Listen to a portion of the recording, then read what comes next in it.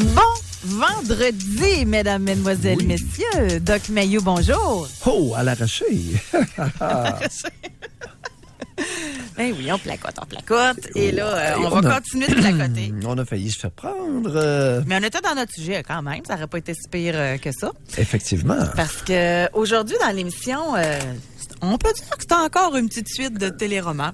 Parce que hier, dans l'émission, puis c'était pas la première fois, souvent vous abordez le sujet concernant les gens qui prennent de l'alcool. Et vous allez jusqu'à dire que même après 2 consommations, moi je dirais seulement, que c'est pas le moment de prendre des décisions, qu'on devrait jamais prendre des décisions avec de l'alcool. Et pourquoi? Ben là, c'est vous qui allez nous le dire. Oui, c'est qu'à chaque verre d'alcool, ça paraît particulièrement au 2e verre de vin. Puis il y a pas, je parle pas d'un ballon, là, un verre ballon plein. C'est deux petits verres moyens, là, un peu plus de la moitié après 2. Il y a une perte d'efficience intellectuelle. Ça veut dire quoi, une perte d'efficience intellectuelle? Ça veut dire qu'à chaque 2 verres, vous êtes pas mal moins brillant. Mais même, moi, là, je veux pas faire l'apologie ou quoi que ce soit. On va le faire. Mais ça doit dépendre, premièrement, des personnes, des habitudes, du poids, de la grandeur, etc. Moi, je vais le dire sincèrement.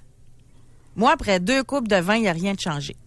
Après la 3e, sûrement. Mais, 2 coupes de vin, pour moi, j'en ai pris du vin dans ma vie, comprenez-vous? Oui. Je suis capable de le dire. Là, je suis capable aussi de dire que ça fait 1 mois que j'ai 0 alcool de prix. Bon.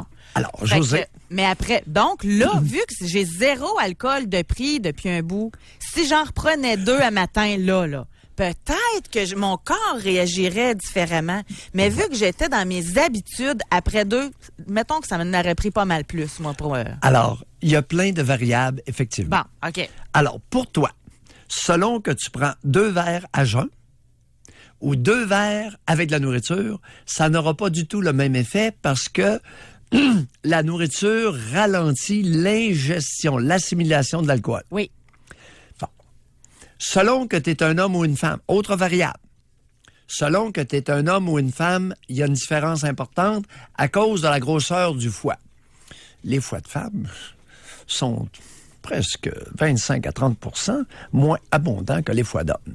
Donc, foie plus petit. Mais l'alcool rend le foie gras. Non, mais oui, foie plus petit.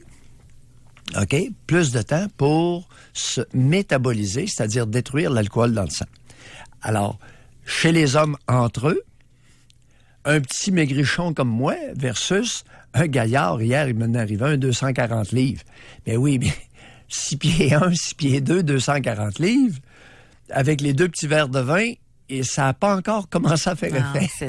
C'est ça. Alors, mais, en règle générale, 2 verres de vin ou 2 bières, 3 bières, dans ces eaux-là, il y a une perte d'efficience intellectuelle. Vous baissez de quotient intellectuel, graduellement, jusqu'à devenir complètement stupide, rendu à un certain niveau. Oui, c'est ça, exact. Ah oui, je pense qu'on a je le dis pas avec mépris. Puis on a tout, selon, comme vous le dites, selon là, notre catégorie de personnes, de genre, de poids, etc., puis d'habitude, puis de foie gras ou pas. Mais on a toute une limite, là. Ouais. Puis on le sait, là, quand ça arrive. Tu sais, on voit venir ça. Beaucoup. La plupart ne le voient pas, José. La plupart n'ont pas cette humilité pour dire « je pense que je suis en train de devenir pas mal moins brillant ». Non. La plupart, avec l'alcool, se pensent plus brillants. Ben, il y a je sais pas si ça se dit, là, il y a une désinhibition, en tout cas. Voilà. Ça, c'est sûr. Puis il y en a, puis plusieurs sauront le dire, que l'alcool, c'est leur meilleur ami quand ils sortent, là. Ou quand ils font une rencontre, ou avant d'entamer une première relation sexuelle, ou etc. Ça leur enlève de la gêne, ça leur donne des ailes. Exactement. Bon, fait que ça, c'est le côté. Mais aujourd'hui, dans l'émission, c'est pas pour parler des bienfaits de l'alcool. On va plutôt aller dans un endroit obscur. C'est ceux-là qu'on aime, nous autres. On aimerait, puis déjà, j'ai reçu des témoignages, là. J'aimerais ça en toute humilité, qu'on en jase. Est-ce que ça vous est arrivé vraiment de manquer de jugement, là? Puis que c'est à cause de l'alcool. Vous êtes capable de le dire, là. Bon, là, il faut que je fasse une parenthèse. Moi, je crois pas à ça, là. Chérie, je t'ai trompé parce que j'étais chaud, là. Fait que venez pas dire ça, là. OK? En tout cas, vous pouvez le dire, mais je vous croirais pas. Bon, peut-être votre femme vous a cru, là, mais moi, ça passerait pas comme excuse. Mais ça permet de se donner des ailes pour faire quelque chose puis de se donner des défaites. Ça, j'y crois. Oui. Bon. Tu sais, déjà, pour donner le ton, là, il y en a une qui nous a écrit. Oui. Parce qu'on veut savoir, l'alcool, vous a-t-il déjà mis dans le trouble? Est-ce que vous avez pris des mauvaises décisions? Mauvais jugements? Ouais. Parlons-en ensemble. Là. Puis moi, je vous jugerai pas. Là. J'en ai pris du vin dans ma vie, puis j'en ai fait des parties. Puis, mais le but, c'est qu'on s'améliore tout le monde. Bon. Une auditrice a dit à l'âge de 23 ans, avec l'aide de l'alcool, je me suis vraiment vidé le panier à linge sale devant toute la famille. Partait de fête il y a 4 ans après environ ma 5e bière et que très peu de tolérance pour celle-ci, je me suis mise à crier après le frère de mon copain. Tu fais comme si j'étais transparente, comme si tu me connais même pas. Voilà une couple de mois, par exemple, quand t'as couché avec moi, t'étais pas mal souriant, trou de cul. Bon. Elle dit... On commence raide, hein? Elle dit, j'ai fait mon numéro un bon 15 minutes. Après cette soirée, je n'ai plus jamais touché d'alcool. La famille au complet savait mon secret et j'ai perdu mon conjoint. L'alcool ne m'a pas changé à cette soirée, mais m'a plutôt rendue agressive et frustrée. Je suis encore jeune, mais il s'agit de mon plus grand regret. J'avais tout un conjoint agréable, un amant fantastique, une belle famille sympathique. J'ai perdu tout ça en un claquement de doigts. Je ne vous raconte même pas comment ma mère a profité de l'occasion pour me dire que j'étais une sans morale, qu'elle avait honte de moi, qu'elle ne m'avait pas éduquée comme ça, qu'elle ne méritait pas ça, etc. Josée, notre auditrice se ment à elle-même. Avec un conjoint si merveilleux, comment ça se fait qu'elle s'est mis, qu'elle a copulé avec son copain, avec le copain, c'était le frère du copain. Avec le frère. Comment se fait-il? Mais là, il me manque l'info, par exemple. Elle a-tu couché avant de rencontrer son... Tu sais, c'est-tu pendant la relation ou c'est-tu avant? Ça, je pense que c'est pendant. Okay. On va déduire que c'est pendant. Okay. Et elle a eu une relation extra-conjugale. Supposément, maintenant qu'elle l'a perdu, elle le sanctifie. Bon, son conjoint était donc bien extraordinaire. Ben oui, mais si le conjoint était si extraordinaire, comment s'explique-t-elle qu'elle a eu une relation avec le frère de son copain, le frère de cet ex? Ça marche pas, là. Mm. Ben, ou bien ça nécessite une explication. Mm. C'est incroyable comme, à leur insu, les adultes se mentent à eux-mêmes. Ils se racontent des histoires. Parce que l'on est proche de la fabulation, là. Et deuxièmement, l'alcool, dans son cas, ce n'est pas l'alcool qui l'a rendu agressive et frustrée. En début d'émission, tu as fait référence au fait que l'alcool désinhibe, vous enlève vos inhibitions. Alors, vous êtes moins gêné. Vous êtes moins gêné d'exprimer votre agressivité et vos frustrations, particulièrement chez les femmes. Énormément de répression de la pulsion agressive au Québec, chez les femmes. Alors, lorsqu'elles boivent, c'est sûr qu'elles peuvent vous en déboucher une canne, parce qu'elles sont refoulées. Dans le cas de l'auditrice, je ne crois pas que ce soit l'alcool qui l'ait rendue agressive. Oui, particulièrement chez nos Autochtones et chez un pourcentage de Canadiens français, l'alcool rend certains individus agressifs. Et c'est pas de l'agressivité refoulée, c'est de l'agressivité déclenchée par un certain niveau d'intoxication de l'alcool. C'est intéressant, là, ce qu'on va apprendre aujourd'hui. Vous, tu sais, il y en a que quand ils sont sous l'alcool, puis moi, je connais des hommes comme ça aussi, là. Oui. Là, ça se massacre après tout, ça chiale après tout, puis ça les rend agressifs, mais vous pensez que c'est refoulé, ça? Il y a les deux. Deux possibilités. Non, mais c'est des Québécois, pas des Autochtones, là. Oui. Oui, mais il y a des Québécois, il y a un pourcentage de Québécois qui ont de la même génétique que nos Autochtones, c'est-à-dire carrément de la génétique autochtone. Puis même moi, j'en ai. Mon arrière-grand-mère de Villervé, c'était la fille d'un métis, du côté paternel. Alors... Mais ceux que j'ai en tête, ils l'ont pas, ça, là. Fait que ça serait plutôt du refoulé, là. L'agressivité refoulée qui ressort chaque fois qu'ils prennent de l'alcool. Oui. Alors, c'est important de comprendre que chez les Autochtones, ils ont des particularités génétiques chez 80 d'entre eux. Mais chez 10 à 15 peut-être 20 des Québécois, des Canadiens français, on peut avoir aussi cette même génétique-là où l'alcool, chez certains individus, puis j'en rencontre régulièrement, leur fait carrément perdre la tête. Et ils deviennent agressifs, violents, cherchent juste à se battre. C'est pas une colère refoulée.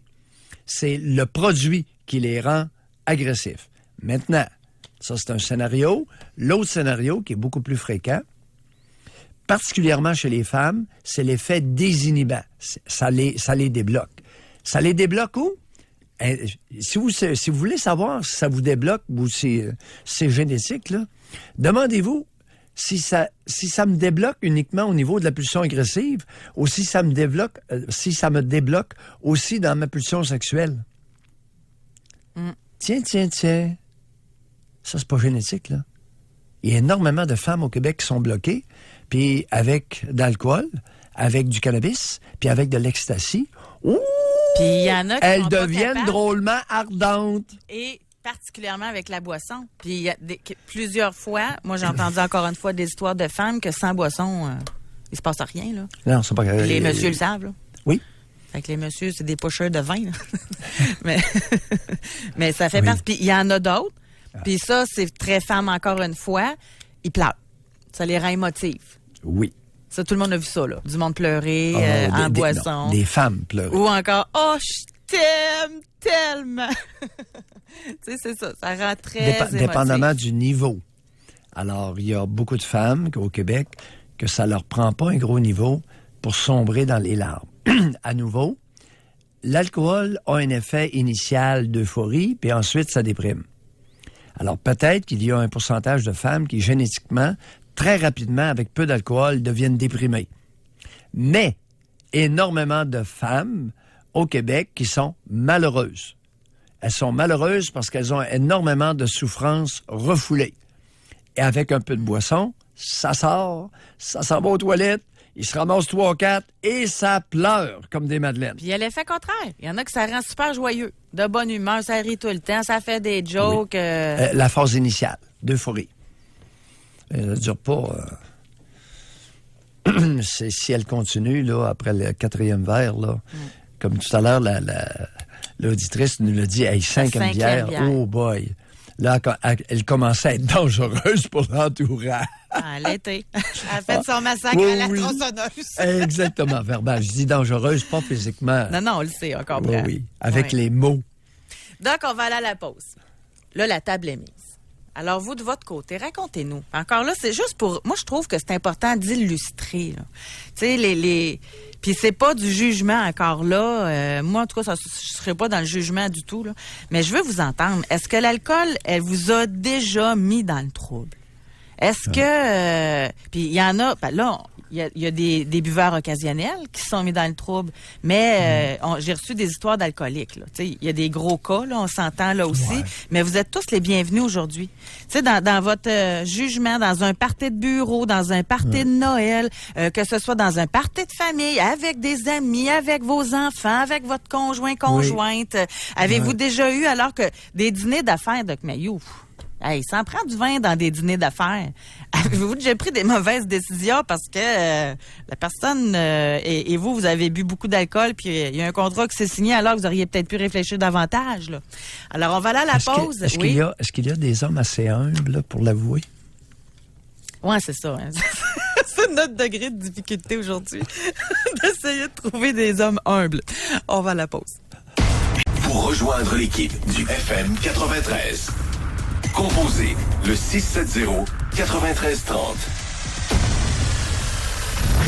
Jusqu'à 11h, au réseau Cogeco. Doc Mayou et José Arsenault. Avec le Doc et José Arsenault. Vous êtes-vous déjà mis dans le trouble à cause de l'alcool ou encore avez-vous déjà pris de mauvaises décisions? Ça prend beaucoup d'humilité pour appeler, là. On va parler tout d'abord avec un pas pire mais il parle de sa blonde. Jonathan, bonjour. Oui, bonjour. Jonathan. On vous écoute. C'est pas moi qui se met dans le trouble, c'est ma blonde qui se met dans le trouble. Racontez. Qu'est-ce que vous voulez nous dire? C'est une femme que je connais depuis très longtemps. Puis, je l'ai connue il y a une trentaine d'années, puis elle a été avec son conjoint pendant une trentaine d'années. Elle a eu 3 enfants avec. Et depuis 10-12 ans, elle a commencé à boire. Oui. Puis en même temps, elle a des antidépresseurs. Oh, OK. Ben oui, évidemment. Oui, mais en tout cas, c'est Très fréquent. connu, mais... Très fréquent au Québec. On était justement, Jonathan, j'échangeais là-dessus avec José pendant la pause. Continuez. Elle boit puis se gave d'antidépresseurs. Les deux ensemble, très fréquent au Québec. Mais c'est problématique. C'est pas juste elle que je vois de même, parce que j'ai été moi-même, dans mon ancienne vie, j'étais dans les bars. J'ai travaillé pendant presque 20 ans dans les bars, puis je le voyais avec mes clients. Puis il fallait même que je barre certaines femmes par rapport à ça, parce qu'ils changeaient de comportement carrément, soit qu'elles venaient très agressives. Ou Mais parlez-nous de votre couple. comportement. Là. Votre conjointe, qu'est-ce que ça amène comme problématique? Ouais. Ben, ce que ça amène, elle est en train de perdre sa job. C'est une professionnelle. Elle est en train de perdre la garde de ses enfants. Puis moi, elle est en train de me perdre aussi. Puis elle a fait des tentatives de suicide. Ouais, ça, c'est pas chic. Puis tout Ça ça, c'est commence en à lien compliquer, avec l'alcool, Jonathan? Non, ben l'alcool, moi, dans mon livre à moi, c'est juste, ben c'est pas comme un prétexte. C'est pas ça qui est le problème. Mais c'est sûr que tant et si longtemps qu'elle va boire, en même temps que ses médicaments, là, ça fait 1 mois qu'elle a arrêté. Là, 1 mois, elle a fait sa dernière tentative de suicide. Fait qu'elle est en train de se prendre en main. Elle a des intervenants. Elle a arrêté de boire. Bon, ça l'aide, mais ça n'arrête pas son problème. Attendez un peu, Jonathan, là. Cette femme-là a quel âge? Parce que moi, je suis mêlé dans l'histoire. 45 ans. Elle a 45. Ma blonde, ça veut dire quoi? Vous la fréquentez ou vous Oui. faites vie commune? Non.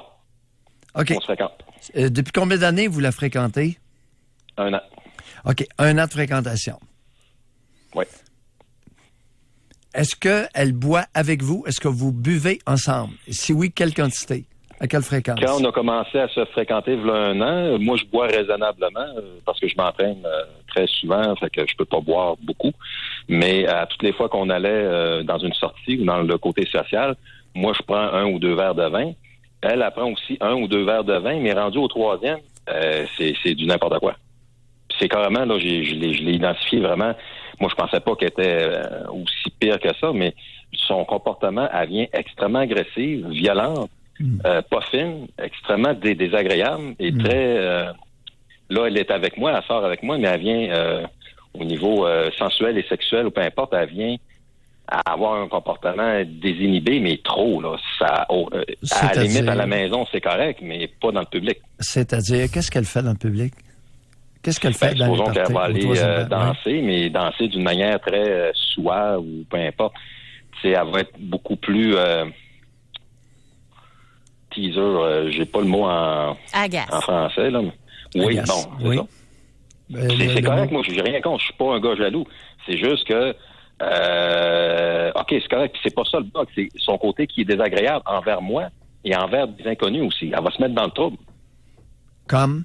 Parce qu'elle connaît pas des femmes ou des hommes, puis elle va être très cinglante, elle manque de respect.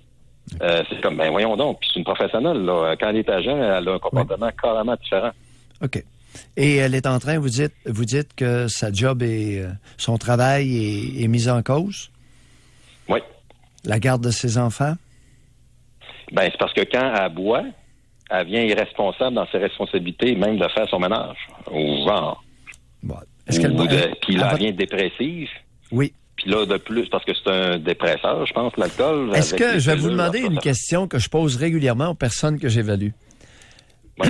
À votre connaissance, est-ce que le médecin qui a prescrit les antidépresseurs sait qu'elle abuse d'alcool? Non. Parce qu'elle cache. C'est sûr. José, ça, c'est mon quotidien. Pour nous La expliquer... plupart que des je fasse médecins, la plupart des médecins qui prescrivent des antidépresseurs à une femme ne lui demandent très rarement Mais même si elle prend de l'alcool, du cannabis ou des amphétamines. Non, elles ne mentiront pas si on leur demande. Ah non, moi, je leur demande qu'elles me disent la vérité. Ah, OK. Puis c'est quoi le combo antidépresseur-boisson? Pour nous l'expliquer, là, vous, en tant que psychiatre, c'est quoi l'effet que ça amène? Ça enlève l'effet des antidépresseurs. C'est comme si elles ne prenaient pas. Alors, l'alcool provoque son élimination par le foie, mais le foie, en éliminant l'alcool, élimine la médication. La médication en même temps. Ça, c'est uniquement pour les antidépresseurs, là. Okay. Ce que je mais dis, si ça serait juste ça serait pas si pire, dans le sens que j'en ai connu d'autres de même, mais elle est suicidaire. Fait qu'elle vient tellement dans sa zone psychotique à la limite, ou, regarde, je suis pas un psychiatre, mais c'est problématique, elle vient jusqu'à porter atteinte à sa vie. C'est grave, là. Vous, ça doit être elle assez a des lourd. enfants, là. Ça doit être assez lourd, Ben Jonathan? Oui. Et c'est pas simple. Non, elle va pas bien. Alors, on a un problème de boisson et l'alcool, dans bien des cas, l'alcool va augmenter le sentiment de dépression parce que c'est un dépressant du système nerveux central. Oui. Ceux qui en prennent à tous les jours, vous êtes tous irritables et pas tellement joyeux. Exactement. OK. Merci Jonathan. beaucoup, Jonathan. Qu'est-ce qu'on fait avec ça? C'est pas mal à vous de prendre votre décision. C'est qu'est-ce qu'elle fait avec ça, pas lui. Ah, ça. Lui, il a seulement décidé s'il continue à la fréquenter. Exact. Dépendamment de comment elle est comme il la fréquente.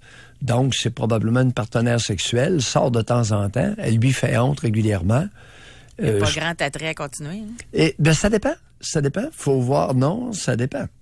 J'ai vu... Si Jonathan se valorise du fait de l'aider puis que ça à ce niveau-là? Non, c'est la beauté et l'ardeur sexuelle. Alors, ça peut devenir une partenaire sexuelle d'occasion. Elle peut être extraordinaire à ce niveau-là, lorsqu'elle est à jeun. On va aller à la pause, Doc. Et au retour, on poursuit. On a des courriels, mais j'aimerais bien sûr parler avec des auditeurs, hommes, femmes, assez humbles pour être capable de nous en parler. La fois ou les fois où l'alcool vous a mis dans le trouble. Pour rejoindre l'équipe du FM 93, composez le 670-9330. Doc Mayou et José Arsenault. Avec le Doc et José Arsenault. Au réseau Cogeco. Aujourd'hui, dans l'émission, on parle d'alcool et c'est un sujet qui touche tellement de gens. Et nos lignes sont vides. Pas tout à fait. Oui, les lignes. Les lignes voyez téléphoniques. pas, il n'y en a pas d'appel. Non, mais les lignes téléphoniques, mais les courriels... Alors, je pense que des gens qui n'osent pas, qui sont honteux, qui sont gênés de le dire. Définitivement. On a des courriels parce que, en voulez-vous des statistiques concernant l'alcool? Tout d'abord, 22 des Québécois disent consommer de l'alcool de façon abusive, selon une enquête de Statistique Canada. Qu'est-ce qu'une consommation abusive d'alcool? 4 consommations en une même occasion, au moins une fois par mois dans la dernière année, pour les femmes. Et 5 consommations en une même occasion, au moins une fois par mois dans la dernière année. Au Québec, c'est 24 des hommes qui consomment de façon abusive contre 14 des femmes. Alors, les hommes boivent encore nettement plus que les femmes. José, on va être prudent. Je savais que vous alliez réagir. On va être prudent ici. On va être prudent. À quelle année la statistique? 2017, le 27 septembre. Oh, il y a eu une couple de menteuses. Pout. Oui, pot. Si on ne croit pas ces statistiques-là, je ne dirais pas les autres, là. Si vous ne croyez pas elles, les autres sont aussi fausses d'abord. Ouais, ben là, écoute, à la pause, tu me faisais part d'une auditrice qui était candide. On va y revenir. Ah, OK, je t'écoute. On va y revenir. Okay. Je voulais juste mettre la table pour essayer de faire comprendre aux gens que c'est pas normal qu'il y ait autant de buveurs puis qu'il y ait 0 appel. Là. Oui, OK. C'est ça que je voulais mettre en relief. OK. Bon, et juste quand même pour vous dire que la consommation moyenne d'alcool par semaine, c'est 3 verres.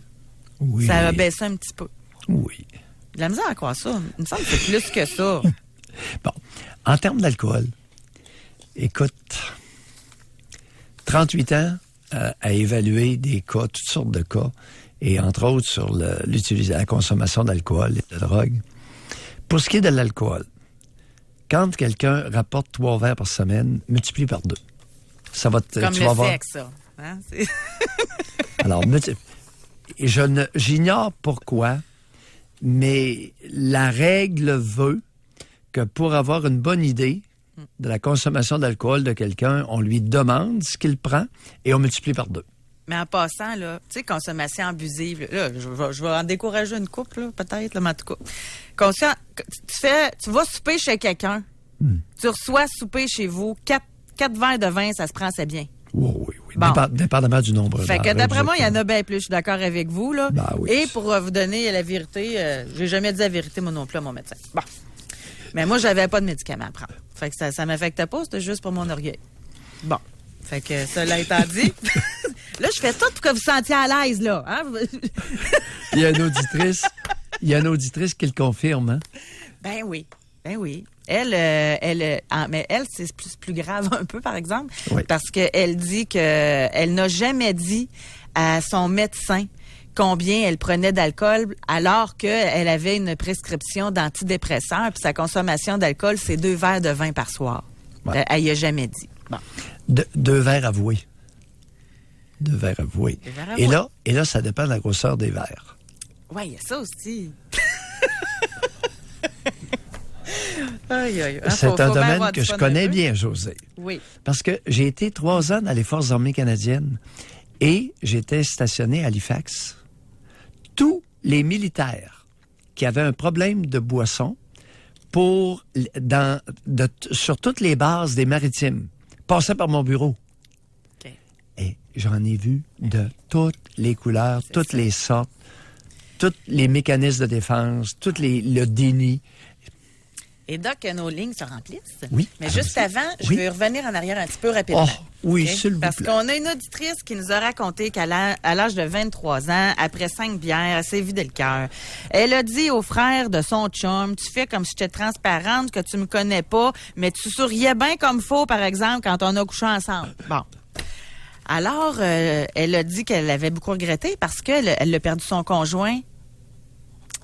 Elle nous a conté une menterie dans le courriel. Parce qu'elle a dit, j'avais tout un conjoint agréable, un amant fantastique et une belle famille sympathique. Et là, elle dit, parce que vous avez dit, manque de quoi, là? S'il était si extraordinaire, pourquoi vous l'avez trompé, là? Elle dit, je suis le premier courriel lu en ondes. Mon conjoint était très, très bien, mais sexuellement, je n'étais pas satisfaite. Fait qu'il y a eu, mettons, peut-être une faute de frappe, là. On va dire ça. T'es fine. On y va, chère auditrice, vous êtes fine. Vous êtes fine, vous êtes gentille de vous corriger et je vais abonder dans le même sens que José. Vous avez fait une Mais c'est le faute de correcteur. frappe. Elle a marqué fantastique au lieu de dire moustique. C'est le correcteur automatique, des fois, là, qui fait faire ça. Oui, l'amant fantastique, c'était l'amant moustique. Très petite piqûre. Ouais, c'est ça. Bon, OK. Là, on va aller au téléphone. OK? Merci beaucoup, les gens, de participer. On a fait appel à vous. Vous êtes là. On va parler avec Véronique de Trois-Rivières. Bonjour, Véronique. Allô? Véronique. Oui. Bon, moi, j'appelle, en fait, c'est un petit peu plus pour parler de la génétique dans un cas d'alcool. Oui. Je vous explique. Ma mère est alcoolique. Elle a fait Oui. 3 tentatives de suicide. Ça fait 15 ans qu'elle a arrêté. Elle est sur les antidépresseurs. Je vous dis pas que ça a réglé sa situation, au contraire, là. Elle est vraiment plus la même. Mais elle a 4 filles. On est 4 filles. Oui. Puis, nous, des fois, on n'est pas tout à fait honnête avec nous-mêmes, là, moi, je trouve. Si on en prend trop, ou si on en prend pendant qu'on est les 4 ensemble, la chicane à pogne, ça, c'est sûr. Ma plus jeune sœur, elle a pété 2 fois la balloune, à l'intervalle de 1 an, dans le fond. Fait qu'elle a été en récidive. Mon autre sœur est super agressive, donc elle m'a déjà sauté dessus, puis on a eu des bagarres. Moi, quand j'en prends un petit peu trop, je finis toujours en larmes. Puis mon autre sœur, ben, elle a... Puis là, je shake un peu, là. C'est Mais correct. Faites bien ça. elle parle sec un petit peu plus. Ça va plus aller au fond de ses pensées. Puis je vais dire ce que j'ai à dire. Fait que toutes les 4, je vous dirais, on peut pas se mettre la tête en dessous du sable puis se dire, ben oui, on peut prendre de l'alcool puis on n'a pas de problème avec ça, je vous dirais c'est absolument plus le contraire. Là. Qu'est-ce que vous buvez lorsque vous êtes ensemble, Véronique? Hein? Qu'est-ce que vous buvez lorsque vous êtes ensemble? Je vous dirais, habituellement, ça débute avec le vin. Oui. Puis, vers la fin, ça peut aller un petit peu plus sur le fort là, des shooters. Puis, en le sachant, en tout cas, moi, j'essaie de faire attention. Là. Oui. On le sait un petit peu, je crois, les 4, là, mais des fois, quand on est sur le moment... vous vouliez parler de la génétique. Est-ce qu'il y a de la génétique amérindienne dans vos ancêtres, pas trop loin, à votre connaissance? Pas à ma connaissance, non. OK. Non, j'ai vraiment l'impression que ça part de... Parce que mon père, il nous regarde, puis, tu sais, il est découragé un peu, là, tu sais, ça fait de la peine, puis il comprend. Tu sais, il comprend pas ça. Il dit, moi, dans ma jeunesse, ça n'a jamais fait ça. Oui, mais papa, je comprends, mais tu sais... Alors, il est possible que votre mère soit porteuse d'une génétique peu compatible avec l'alcool, ce qui survient aussi chez les Canadiens français, et ça se peut très bien. Ça se peut très bien. Oui. Parce que... Je crois parce que... Oui, et c'est quantitatif aussi. Et je vous ai posé la question, ça commence par le vin, José, puis ensuite, il tombe dans la boisson forte, et là, ça devient chaotique. C'est le bordel. Puis là, ils se battent, elles se battent. Alors, on a le même phénomène chez les Irlandais. Et les hommes irlandais, c'est assez fréquent, ça, ce que vous venez de décrire, 4 frères qui se rencontrent. Et tout ce que vous avez dit pour vos sœurs et vous pourrait s'appliquer à 4 frères irlandais, par exemple. Dans certaines familles, on m'a raconté ça. Ils se battaient, ça finissait. On ne voit pas les 4 ensemble, mais si on est 3 d'être ensemble, ben il y en a 2 qui vont chier, Oui. Alors, on a très bien compris. On a très bien compris. Alors, pour les rencontres entre vous, est-ce qu'il vous arrive de vous rencontrer les 4 sobres ou s'il y a toujours de la boisson? Non, ça fait de la bisbille. Ma famille a commencé à être un petit peu... je dirais pas dysfonctionnelle, ben oui, je vais l'avouer. Ouais. Je trouve que moi, ma famille est un petit peu dysfonctionnelle. Oui.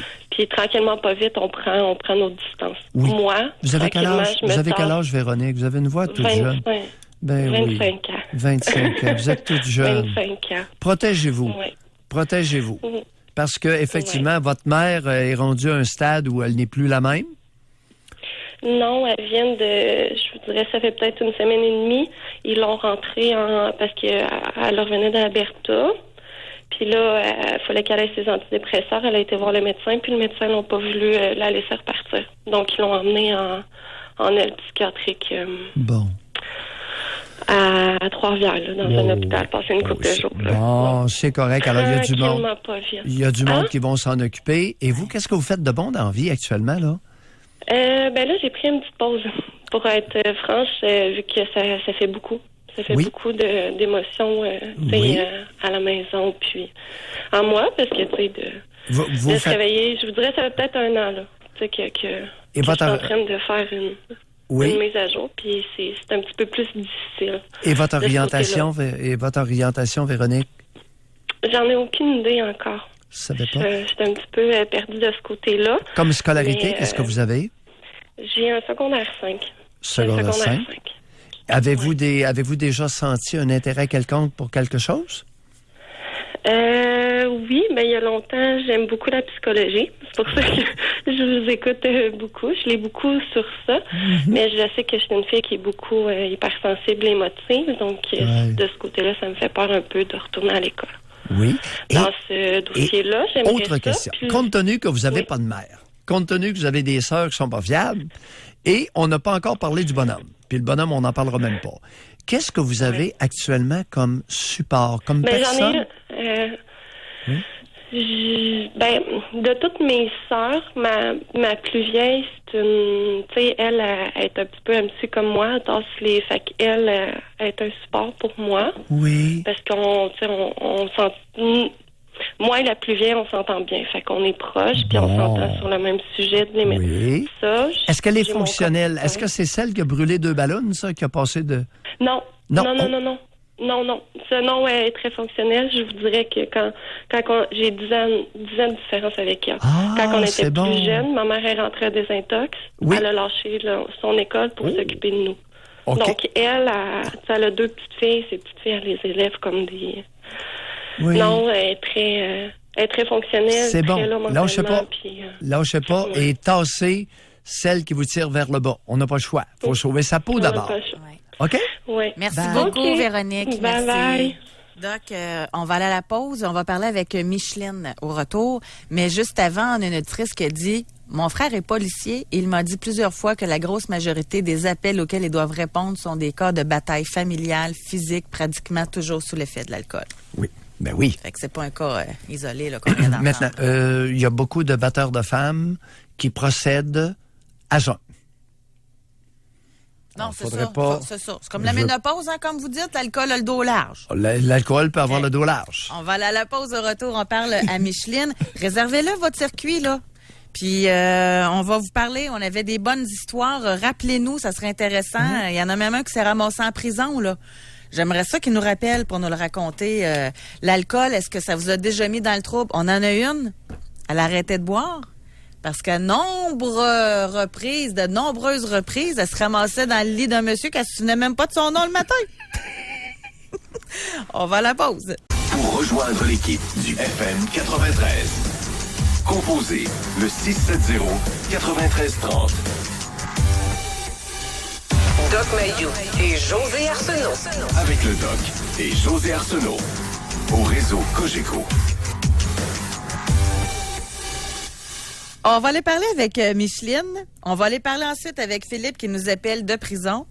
Mais juste avant, il y a un couple qui ont été chanceux en tabarnouche. Elle dit « Bonjour, vous deux. » C'est lui. Votre sujet ce matin me rappelle de beaux souvenirs. Moi et mon ami avons acheté une maison lorsqu'on était sur le party. Même si l'agent d'immeuble nous avait dit qu'elle était déjà vendue, on aurait offert 1000 piastres, ensuite 2000, etc., sans la visiter, sans condition.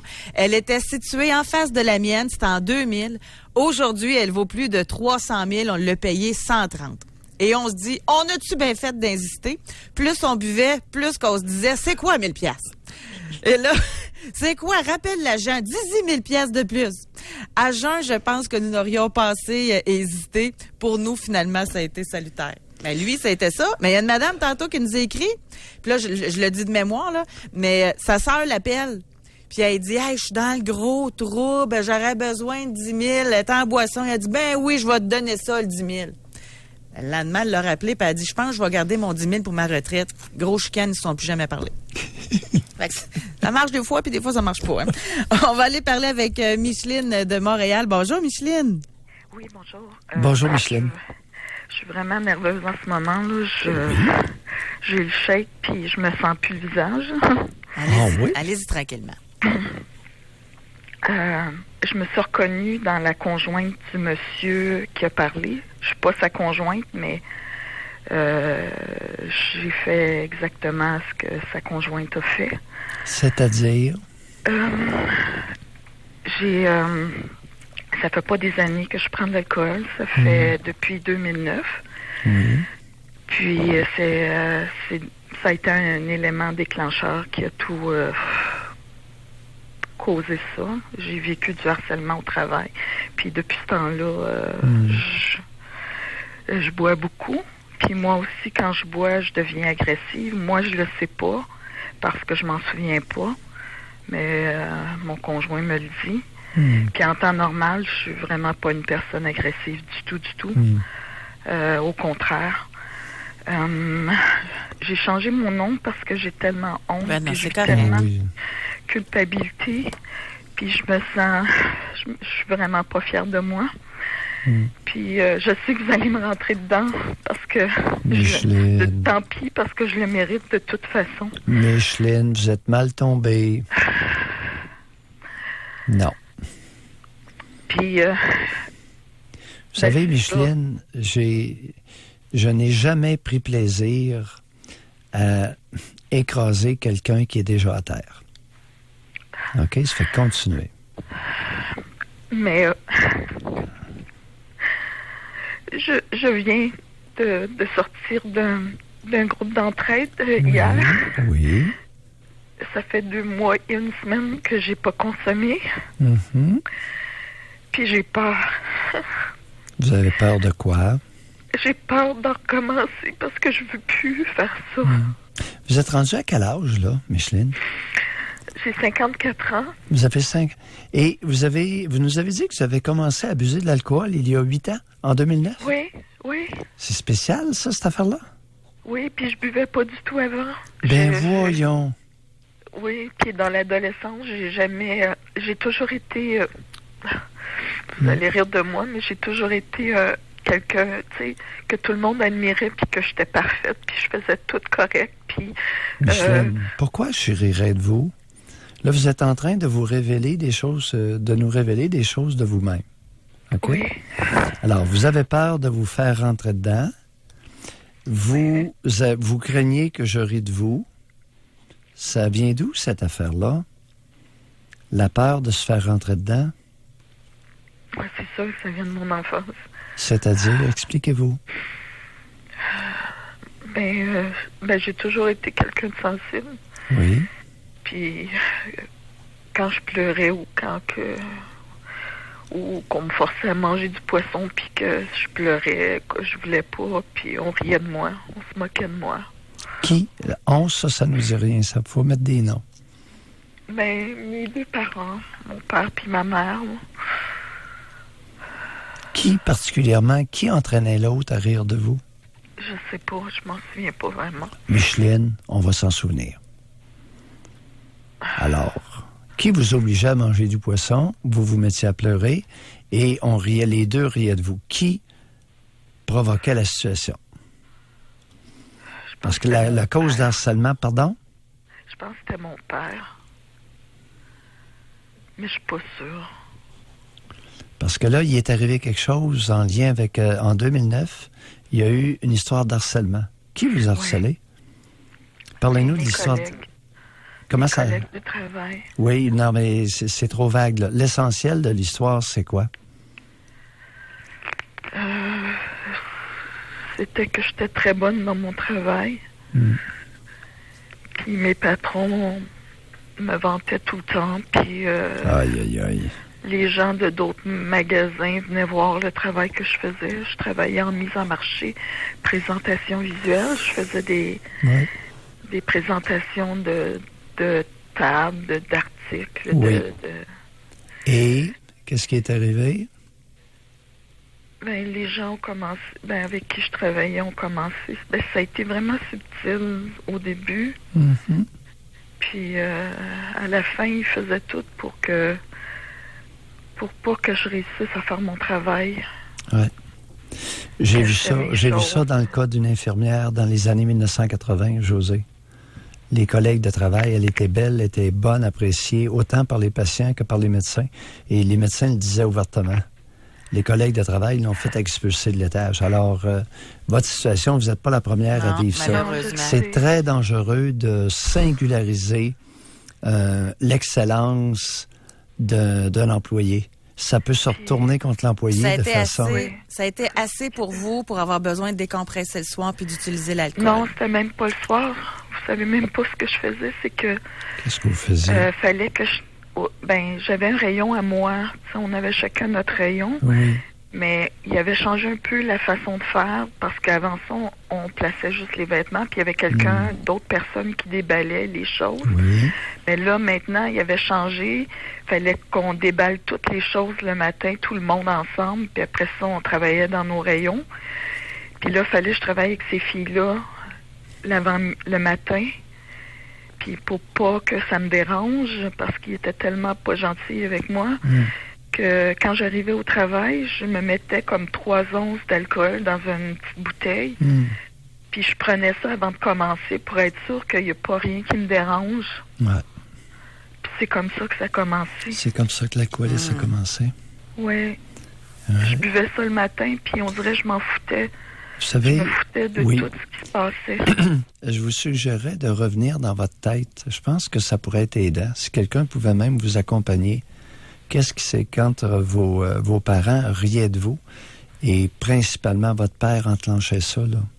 Ils vous ont vulnérabilisé. Non, je sais. Excellent. Continuez, lâchez pas, Micheline, un mois, une semaine, c'est beau, là. Continuez, lâchez pas. Je voulais juste vous dire aussi que j'ai conduit en état d'ébriété 2 fois. Ben oui. Puis les 2 fois, j'ai eu un accident, mais c'était aussi, je voulais m'enlever la vie. Je le sais que c'est pas correct. Je le sais tout ça parce que je vous en parlais des fois, puis je sais, mais je sais pas pourquoi j'ai fait ça. J'ai aucune idée pourquoi j'ai fait ça. Micheline, dans quel état intérieur vos 2 parents vous ont mis lorsque vous étiez jeune et qu'ils riaient de vous, lorsque vous pleuriez? D'impuissance. Bye, Micheline. Merci, Micheline. Merci, au revoir. On va aller à la pause, Doc. Au retour, on s'en va en prison. On va aller parler avec Philippe, qui dit qu'il est en prison présentement à cause de la boisson. Pour rejoindre l'équipe du FM 93, composez le 670-9330. Doc Mayou et José. Avec Doc Mayou et José Arsenault. Au réseau Cogeco. Aujourd'hui, dans l'émission, j'ai l'impression que ça doit faire réfléchir quand même beaucoup de personnes. Là. Tu sais, quand on parle d'alcool, c'est rarement comme on le fait ce matin. Nous, on veut savoir dans quel trouble ça vous a amené. Avez-vous déjà réfléchi à ça? Là? Tu sais, est-ce que vous avez déjà pris des mauvaises décisions? Est-ce que vous avez parlé tout haut alors que normalement, vous auriez peut-être dû vous taire? Est-ce que dans un party de famille, de bureau, avec les collègues, avec votre conjoint, avez-vous déjà perdu à cause de l'alcool quelque chose, quelqu'un? On va parler avec Philippe qui, lui, nous appelle de la prison. Bonjour, Philippe. Allô? Oui, bonjour, Philippe. Bonjour. On vous écoute. C'est ça. Moi, dans le fond, j'étais en prison parce que j'ai chauffé en boisson puis j'ai frappé un gars, j'ai tué, dans le fond. Oui. Il y a longtemps? Récemment? Bon, ça fait 2 ans à peu près. Là. OK. Vous l'avez... la personne est décédée, Philippe, ou... Ouais. OK. Racontez-nous dans quel contexte. Il y a rien de drôle là-dedans, là. La boisson, chauffée puis tout, là. Ça peut sensibiliser le monde un peu, là. Mais parlez-nous de vous tout d'abord. Vous, est-ce que vous étiez un alcoolique ou c'était une occasion festive? Dans quel contexte? Non, c'est arrivé de moi une soirée. Je peux pas dire que je suis un alcoolique grave. C'est sûr que j'aimais ça boire, mais c'est sûr que j'avais un problème d'alcool pareil, là. Et vous avez quel âge? Il y a 2 ans, vous aviez quel âge quand c'est arrivé? Pardon? À mi-vingtaine. Mi-vingtaine. OK, mi-vingtaine. Et vous êtes en prison pour combien d'années? Je ne veux pas trop donner de détails non plus, là, mais c'est correct. On dirait entre 5 et 6 ans. Là. Oh oui, OK.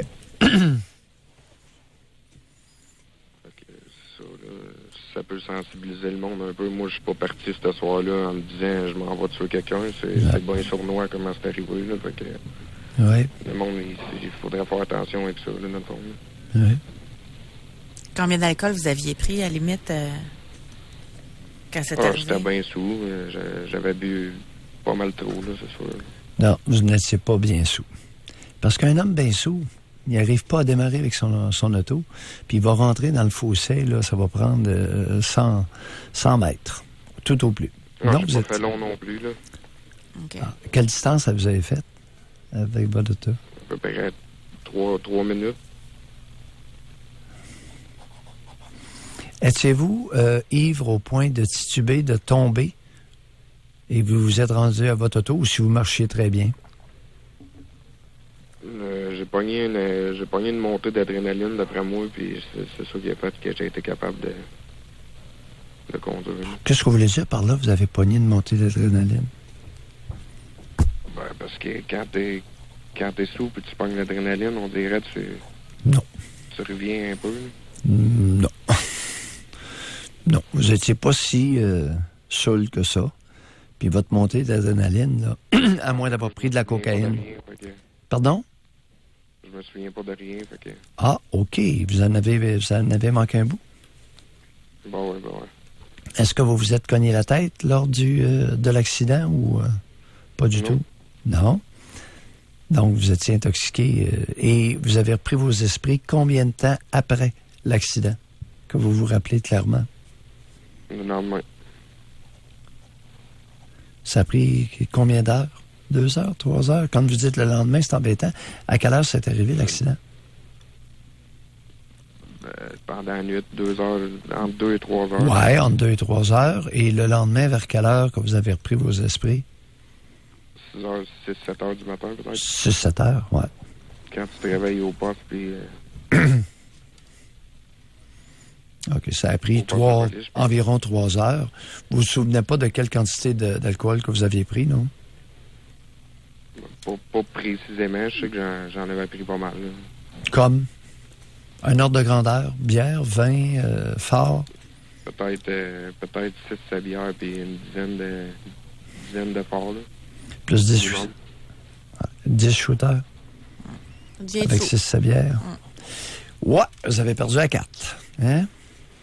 Là, vous avez quel âge, là, Philippe? Environ. Mi-vingtaine, OK, vous m'avez répondu, excusez-moi. Mais moi, j'ai une question pour vous. Oui.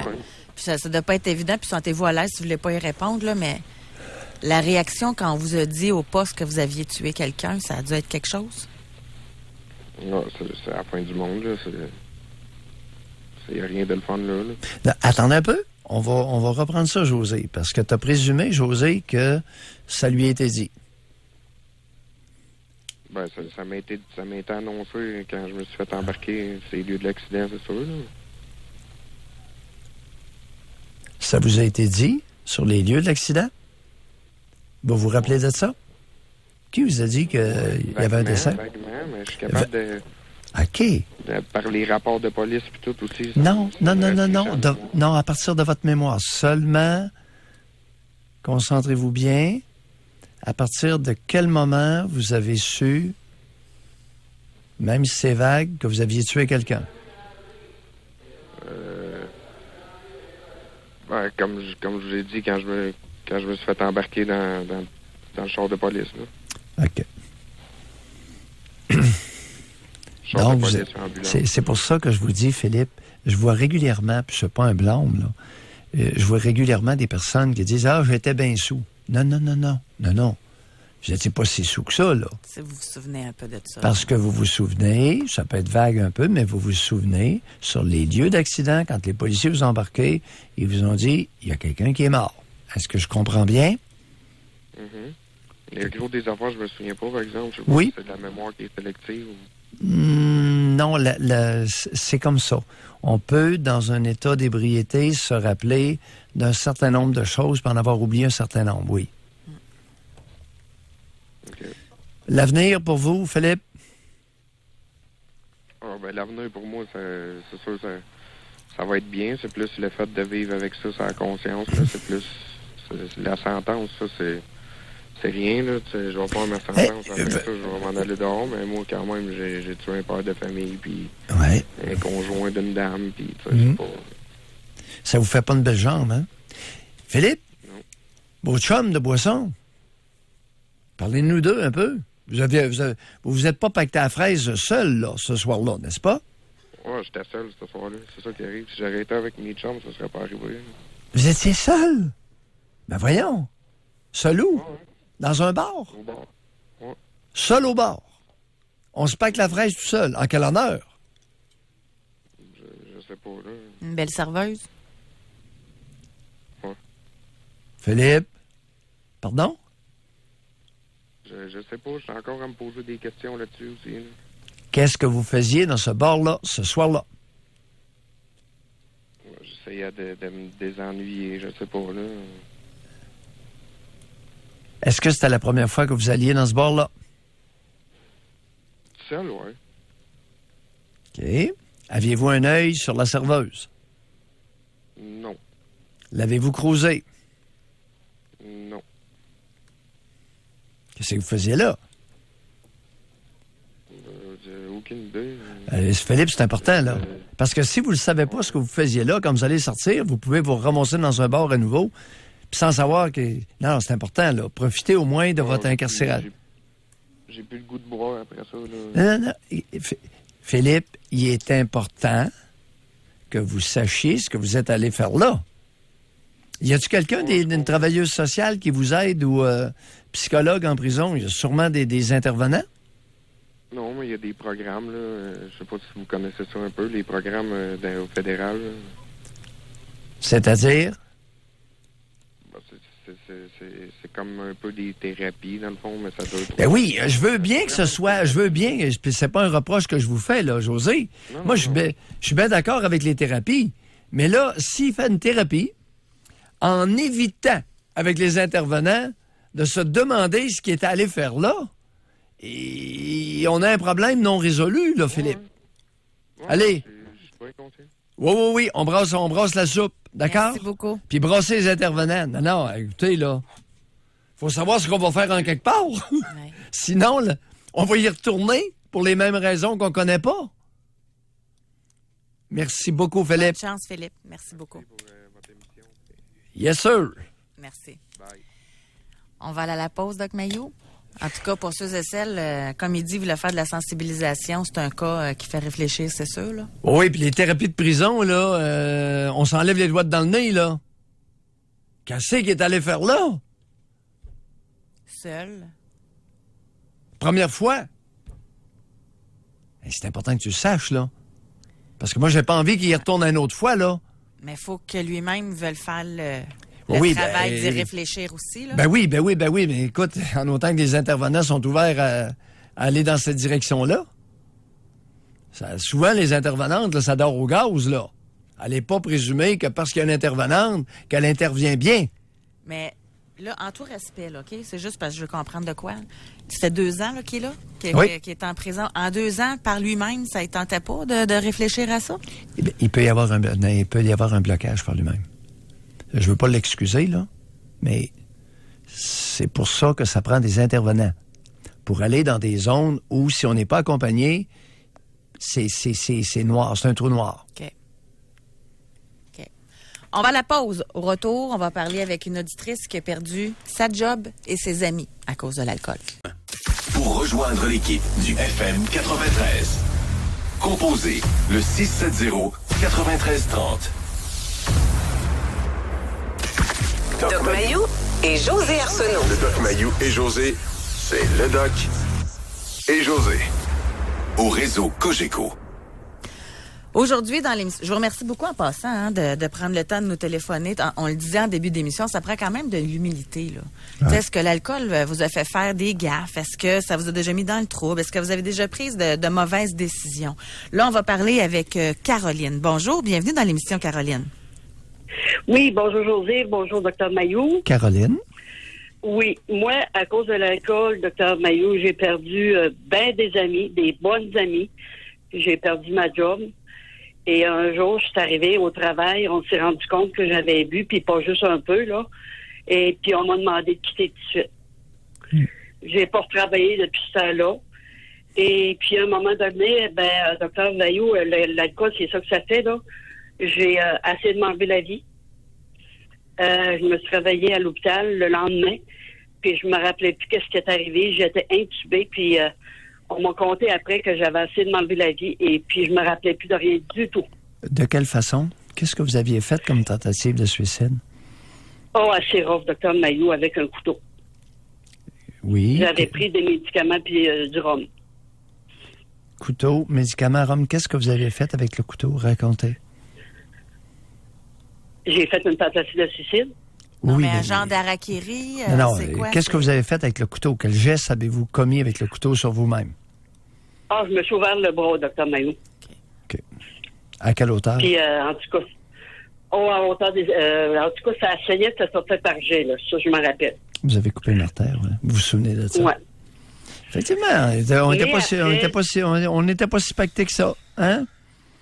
Oui, mais en tout cas, je souffrais tellement, là, mon Dieu. Ouais. Docteur Mayou, l'alcool, là, ça nous amène au niveau animal, là, je vous dirais. Ben, Caroline, pourquoi vous dites ça? C'est pas vrai, l'alcool... J'étais tellement méchante quand je consommais. Bon, parlez de vous. L'alcool nous amène à un niveau animal. Ouais, bon, là, par exemple, on vient... Vous avez quel âge, là, Caroline? Moi, docteur Mayou, je vais avoir 55 ans cet été. Bon, vous avez 54 ans. Et oui, parce qu'on va faire attention, parce qu'il y a beaucoup de monde qui ont du fun à prendre de l'alcool. Et il y a d'autres personnes. Bon, voilà. Non, moi, je vous dirais, docteur Mayou, le mal de vivre, je l'avais, puis pas juste un petit peu. Est-ce que vous aviez le mal de vivre avant de devenir alcoolique? Oui. Ben, parlez-nous un petit peu pour le fun, mal de vivre. C'est quoi ça, là, avant l'alcool? Oh mon Dieu, Dr. Maillot, j'étais toute jeune, là, puis j'avais pas d'amis. J'étais toute seule à la maison, puis c'est vrai. je vivais dans mon petit monde, là. Oh, oui. Puis qu'est-ce que vous aviez comme travail, Caroline? Moi, Dr. Maillot, je travaillais dans un CHSLD avec les personnes âgées. Vous étiez préposée aux bénéficiaires? Oui. Étiez-vous bonne? Oui, Dr. Maillot, oui. Vous étiez gentille? J'essayais. Patiente? Oui, par exemple. Oui, j'étais patiente, oui. J'adorais mon travail, mais à un moment donné, à partir de quel âge? J'avais plus de fun. Oui. À partir de quel âge, là, vous avez abusé d'alcool? Et ça, j'ai commencé vers l'âge de 13 ans à peu près. Non, l'abus.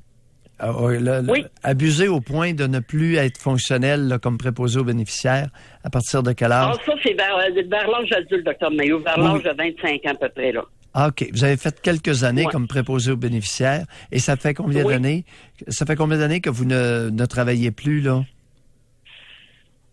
Seigneur, ça fait plusieurs années, Dr. Maillot. Ça doit faire au moins 15-20 ans, certain. 15-20 ans? Mais vous faites quoi de votre temps?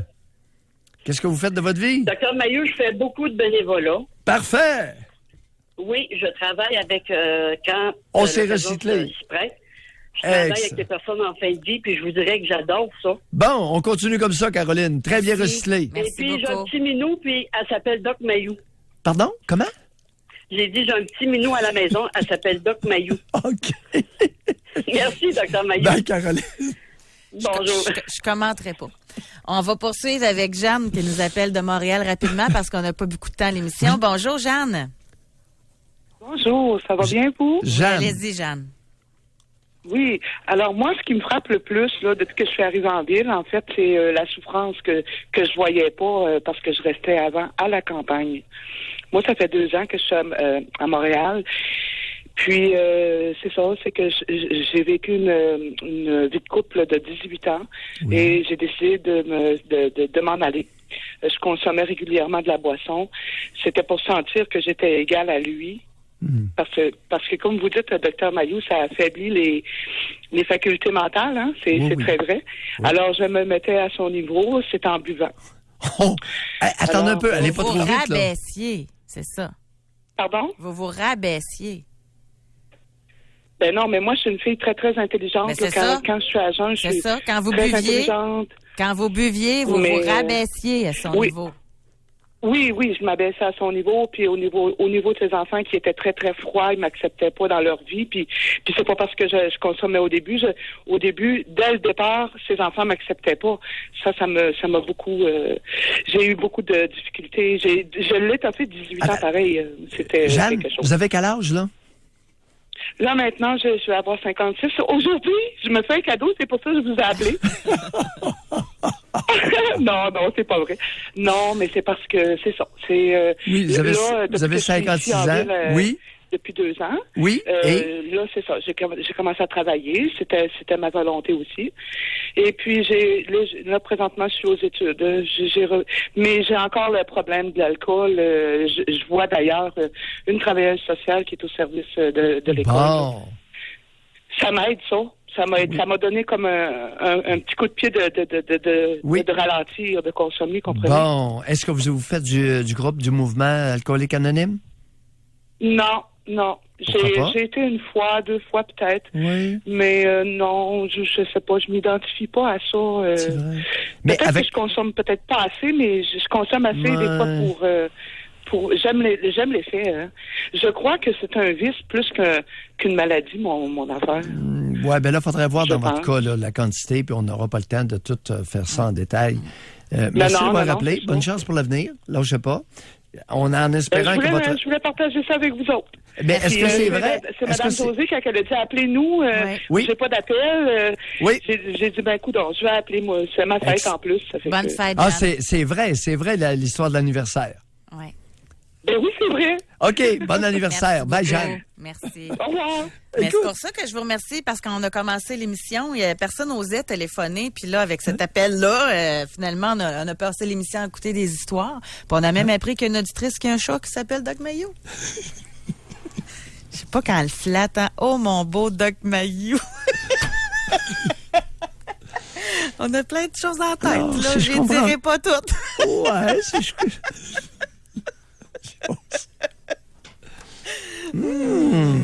Légère taquinerie. Oui. Puis en tout respect pour l'auditrice, là. Mais en tout cas, je sais pas s'il ronronne des fois, Doc Mayou. T'es en train de te faire des petits films dans ta tête, Oui, là. ça m'arrive souvent, ça. Oui. Je dois l'avouer.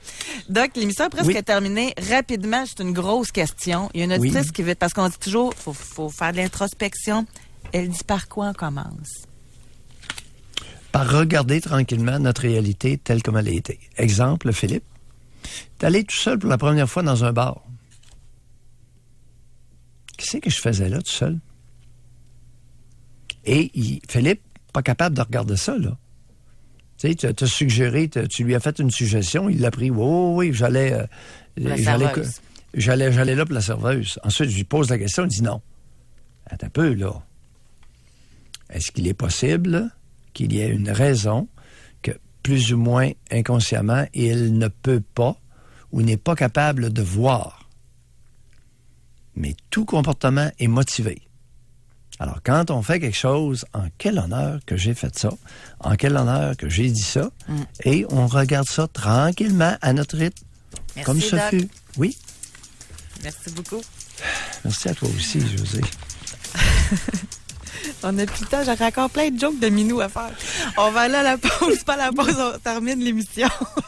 Merci beaucoup à William, merci beaucoup. Vraiment, Jeanne, merci de nous avoir... C'est pas Jeanne, c'est Caroline qui a minou. Donc, merci beaucoup tout le monde, passez une belle fin de semaine à lundi. Et José, soyez là lundi, 9h30, pour une autre édition du Doc Mayou et José. Au réseau